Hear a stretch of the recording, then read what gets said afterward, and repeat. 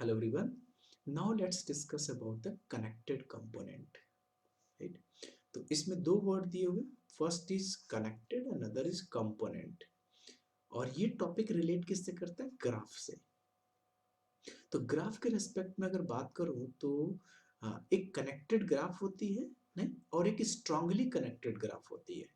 तो अगर कोई ग्राफ अनडायरेक्टेड ग्राफ है, राइट, अनडायरेक्टेड ग्राफ को बोलते हैं कनेक्टेड ग्राफ बोल सकते हैं, और डायरेक्टेड ग्राफ को बोलते हैं स्ट्रांगली कनेक्टेड ग्राफ.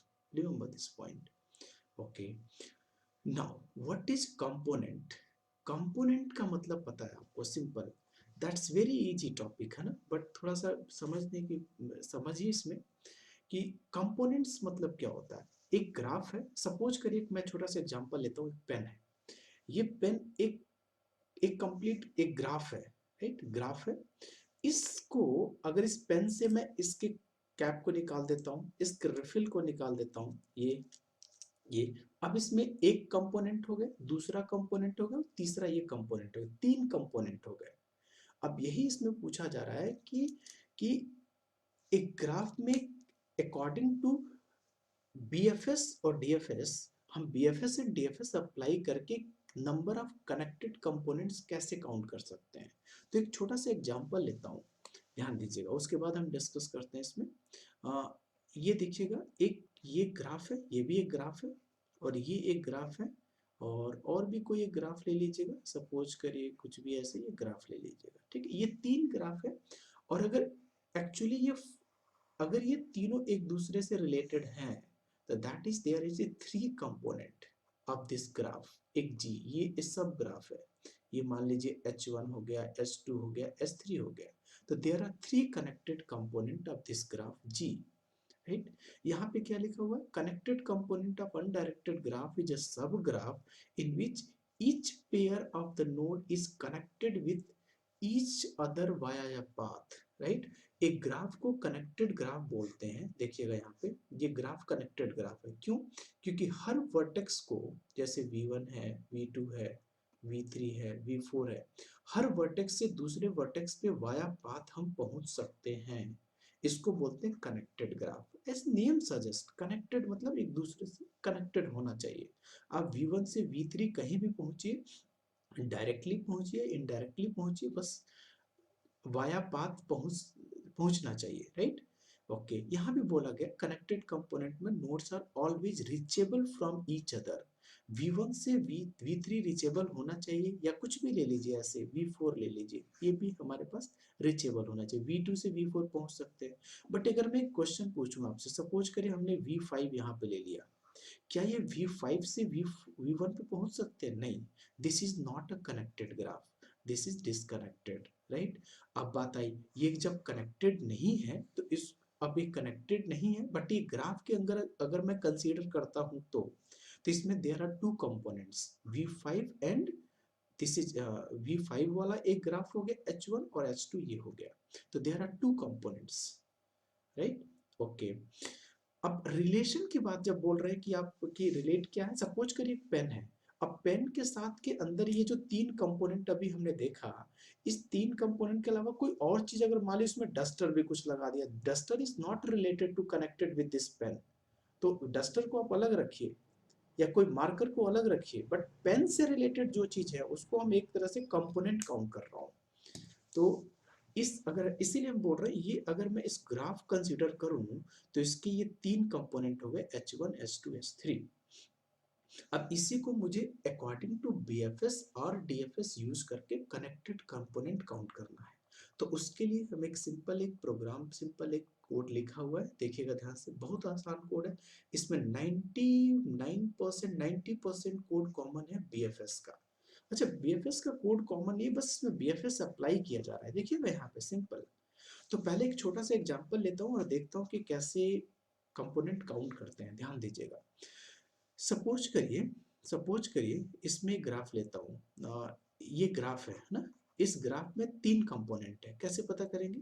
ये वर्टेक्स हमने लिया A, एक ग्राफ लिया ABC. अब इस ABC अगर मैं BFS अप्लाई करूं, ध्यान दीजिएगा, BFS अप्लाई करूं तो इसका आंसर आएगा ABC. राइट, एक BFS अप्लाई हो गया. राइट, अब उसके बाद यहाँ पे मान लीजिए एक्स वाई जेड है और डब्ल्यू है, कुछ भी है, तो ये बताइए क्या ए से एक्स तो कनेक्टेड तो है नहीं, तो डेफिनेटली अलग होगा। और इस ग्राफ में ये तीनों कंपोनेंट हैं, तो पहले हम एक आर्गुमेंट पास करेंगे इस ग्राफ के लिए, तो यहाँ पे काउंट कर देगा, ग्राफ में तो जाएगा ना। तो हम यहाँ पे क्या करना चाह रहे हैं, कंपोनेंट फाइंड कर रहे हैं।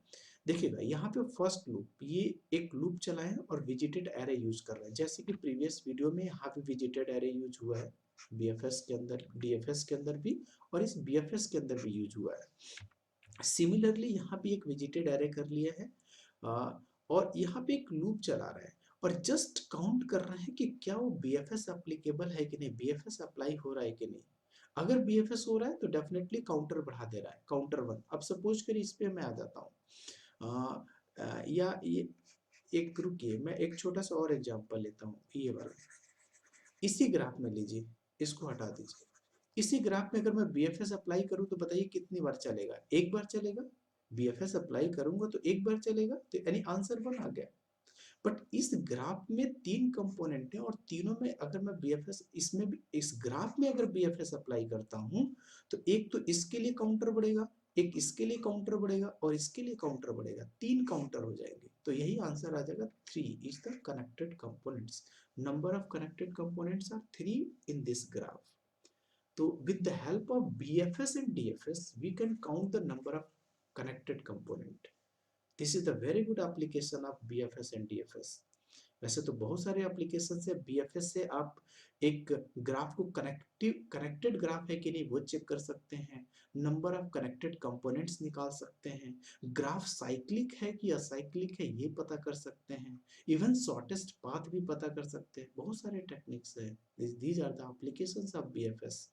एंड सिमिलरली डीएफएस में भी कनेक्टेड कंपोनेंट काउंट कर सकते हैं, ग्राफ हमारा स्ट्रांगली कनेक्टेड है कि नहीं ये पता कर सकते हैं, आर्टिकुलेशन पॉइंट पता कर सकते हैं कि ग्राफ में ब्रिज है कि नहीं है, तो वो पता कर सकते हैं। तो very good applications have BFS and DFS, right. तो we should know about these things. तो but according to this topic connected component, तो ये प्रोग्राम के थ्रू आप क्या कर सकते हैं, काउंट कर सकते हैं कंपोनेंट्स के आप ग्राफ का, राइट। सिंपल, ऐसे ही पास करके आप पता कर सकते हैं, बस इसमें बीएफएस अप्लाई करते रहिएगा। और जब जब बीएफएस कॉल होगा हर सब ग्राफ के लिए, सब ग्राफ है ना, ये देखिएगा यहाँ पे सब ग्राफ है, इस ग्राफ के लिए तो ये सब ग्राफ हो गया ना। तो सब ग्राफ पे अप्लाई करते रहेगा, वो काउंटर बताता जाएगा कितनी बार चल रहा है और वो काउंट करके लास्ट में रिटर्न कर देगा how many number of connected components are there, right, using the BFS. Remember यहाँ पे डीएफएस भी लिख देंगे तो भी आंसर आएगा। डीएफएस भी क्या करेगा, उसको क्या करना है, बस उसको काउंट करना है। डीएफएस में क्या करेगा, डेप्थ तक जाता जाएगा, उसको मिलेगा, जैसे मान लीजिए ए आया फिर बी पे गया, फिर बी से सी गया और कोई नहीं मिला, इसको एक काउंट कर देगा, फिर उसके बाद इस पे आएगा, फिर उसके बाद इस पे आएगा, तो ऐसे भी काउंट करेगा। तो या तो डीएफएस लिख दीजिए या तो बीएफएस लिख दीजिए, आंसर विल बी 3। तो अगर एग्जाम में क्वेश्चन आता है तो you can write this things and on program explain in your words, right. तो this is simple problem, okay. Okay, if you any doubt, please write in comment section. Okay, thank you for watching.